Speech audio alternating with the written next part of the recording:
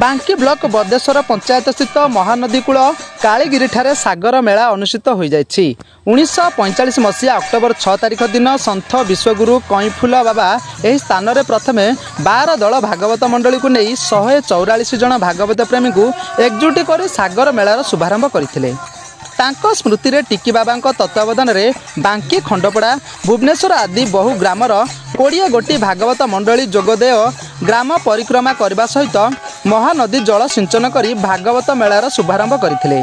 कार्यक्रम में निखिल उत्कल भागवत प्रचार प्रसार समितिर उपदेष्टा प्राध्यापक मनोज महापात्र, साधारण संपादक कमलाकांत प्रहराज, गोलागंड सरपंच प्रफुल्ल सेनापति प्रमुख अतिथि भाव जोगदे कईफुल बाबा महिमा और भागवत चर्चा पर आलोकपात करथिले।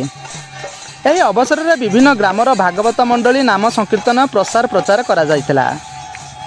बांकीरू मानस रंजन साहू को रिपोर्ट, न्यूज मोडिया।